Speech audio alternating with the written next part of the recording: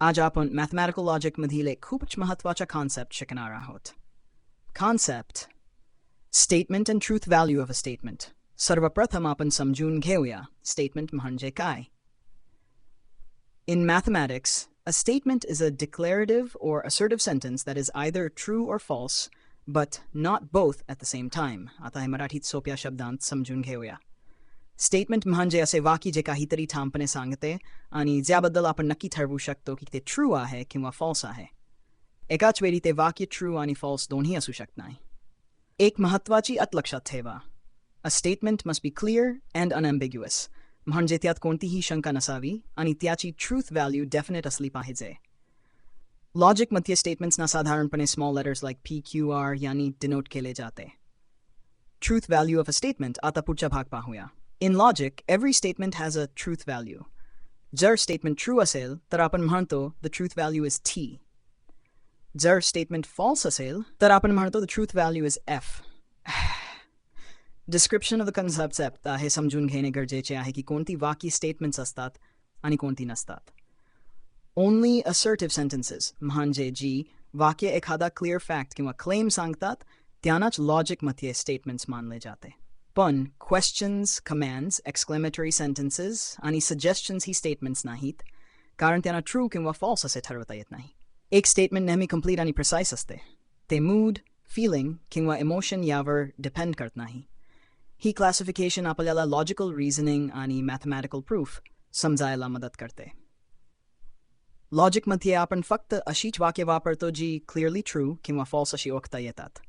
म्हणून what is your name किंवा shut the door अशी वाक्य लॉजिकल ऑपरेशन्समध्ये घेतली जात नाहीत.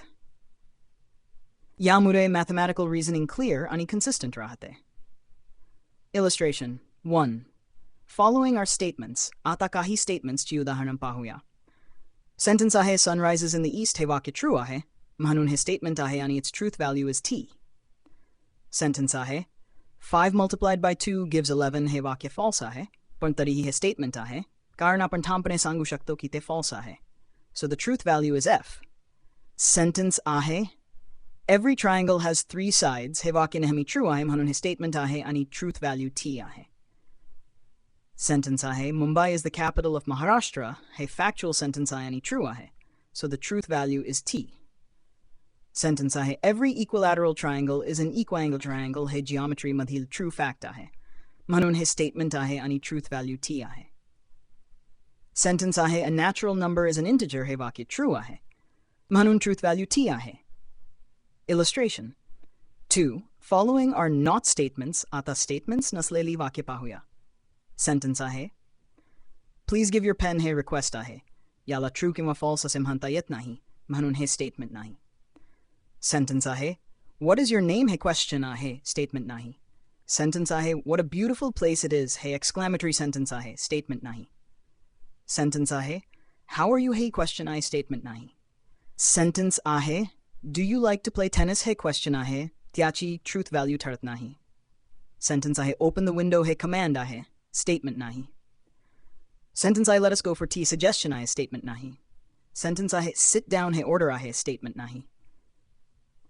Important reminder: interrogative sentences, exclamatory sentences, commands, orders, requests आणि suggestions यांना ट्रूथ व्हॅल्यू असाइन करता येत नाही म्हणून लॉजिकमध्ये ही स्टेटमेंट्स मानली जात नाहीत.